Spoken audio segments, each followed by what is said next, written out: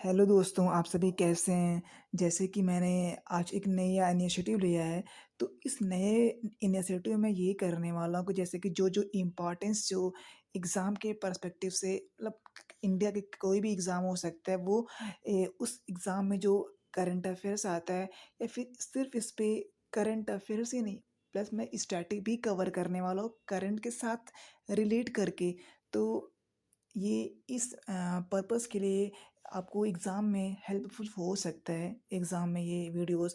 तो इस वीडियोज़ के जैसे कि मैं आज एक नया वीडियो लाया हूँ जिसका जो टॉपिक है वो आईएमए कॉरिडोर यानी कि जो गलियारा बनाया गया था पिछले 2023 में यानी कि जब हमारे यहाँ जी20 के समिट हुए थे।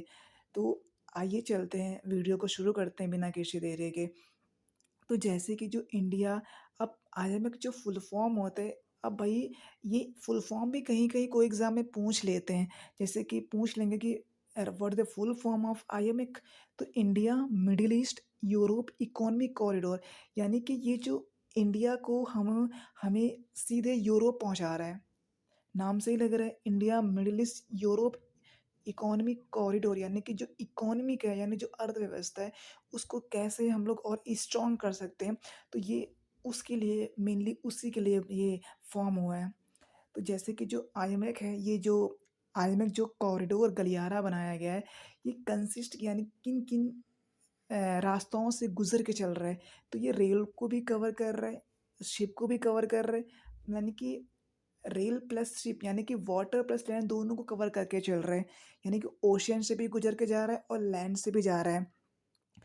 तो जैसे कि जो आईएमएक है उसमें कौन-कौन सी कंट्रीज़ अपना दिलचस्पी दिखाएँ या फिर कौन-कौन सी कंट्रीज़ पार्टिसिपेट कर रही हैं, तो ये एग्ज़ाम में पूछ सकता है आपको। जैसे कि इंडिया हो गया, यूएसए हो गया, सऊदी अरब हो गया, यूएई हो गया, यूरोपियन यूनियन हो गया, इटली हो गया, फ्रांस हो गया, जर्मनी हो गया। तो ये कंट्रीज़ पूछ सकती है एग्ज़ाम में, ये एग्ज़ाम का कोई भी एग्ज़ाम हो जाता है उसमें ये ऑप्शन देके आपको एलिमिनेट कर सकते हैं। तो आप पढ़ेंगे कि भई ये जो इसका सिग्निफ़िकेंस क्या है? इंडिया का तो है ही, इंडिया का जो सिग्निफ़िकेंस है इसके यानी कि आईएमएक में क्या-क्या रखता है। तो जैसे कि हमको अब अगर हमको यूरोप जाना होगा, तो अब हमें पाकिस्तान नहीं जाना होगा।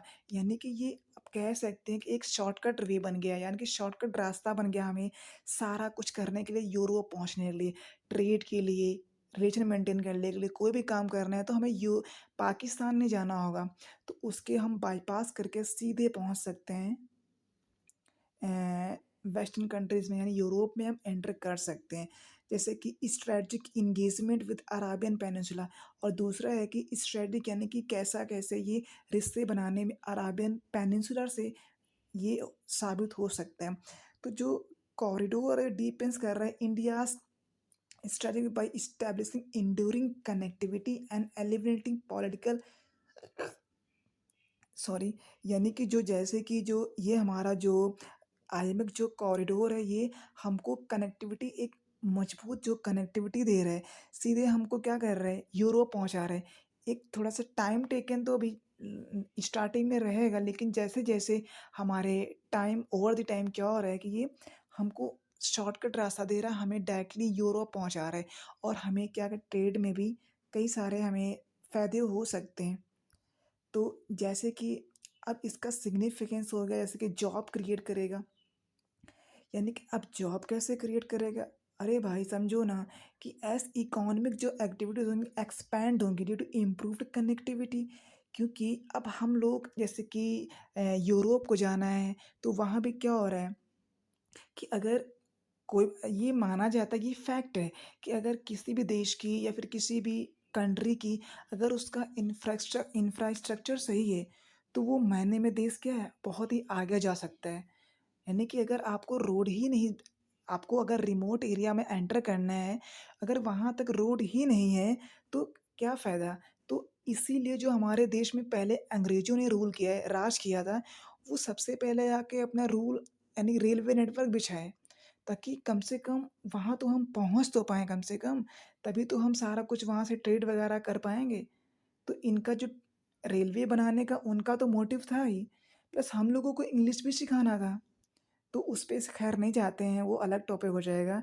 तो जैसे कि ये जॉब को क्रिएट करेगा, जॉब को क्रिएट करेगा कैसे कि क्योंकि हमारी जो कनेक्टिविटी वो इम्प्रूव हो रही, इकोनॉमिक एक्टिविटीज़ इम्प्रूव होंगी, कनेक्टिविटी इम्प्रूव होंगी, है ना? देन जो जॉब होंगी, अपॉर्च्युनिटीज़ होंगी इन अक्रॉस सेक्टर, यानी कि कई सारों सेक्टर में। एक तो पहले जब बनाया जाएगा उस पे भी जॉब बढ़ेंगी, प्लस जब हमारा ट्रेड होगा, अब एक्सपोर्ट इम्पोर्ट हो रहा और इसमें क्या हो रहा है कि भाई इसका कॉस्ट भी तो कम है। अदरवाइज हमें पाकिस्तान होके हुए जाना पड़ता है, तो उधर हमें कॉस्ट भी पड़ जाता है, प्लस पाकिस्तान कभी कभी हमारे उसके रिश्ते इतने मजबूत नहीं होते या फिर इतने संबंध अच्छे नहीं होते हैं।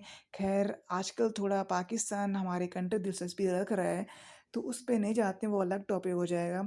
और जैसे कि एनर्जी सिक्योरिटी एंड रिसोर्स को एक्सेस कर पाएँगे, यानी कि जो ये कॉरिडोर यानी जो ये गलियारा बन रहा है, इसके थ्रू हम लोग एनर्जी को सिक्योर कर पाएँगे एंड जो रिसोर्सेज़ होंगी मिडिल ईस्ट की, वहाँ से हम सप्लाई कर पाएँगे, यानी एक्सपोर्ट भी कर पाएँगे प्लस इम्पोर्ट भी कर पाएँगे। प्लस जो ट्रेड यानी कि जो फ्री ट्रेड एग्रीमेंट होगा, उसको भी हम लोग अगर कर लेंगे तो इससे और भी कई सारे बेनिफिट हो सकते हैं। तो जैसे कि reliable access to these resources will establish India and security and support its growing economy. अब सिग्निफिकेंस पढ़ ही रहे हैं हम लोग, तो इसमें अगर इस पे हम लोग रिलाई करेंगे, इन रिसोर्स पे रिलाई करेंगे और तो हमारी जो इंडिया की जो इकोनॉमी है, वो जो एनर्जी सिक्योरिटी है, मिडिल ईस्ट बहुत सारा चीज़ मँगाते हैं हम लोग, एक्सपोर्ट-इम्पोर्ट करते रहते हैं। तो इससे हम लोग जो हमारी वो तो स्टेबलाइज़ यानी स्थिर होगी, है ना? प्लस जो हमारी इकोनॉमी वो तो ग्रो करेगी ही।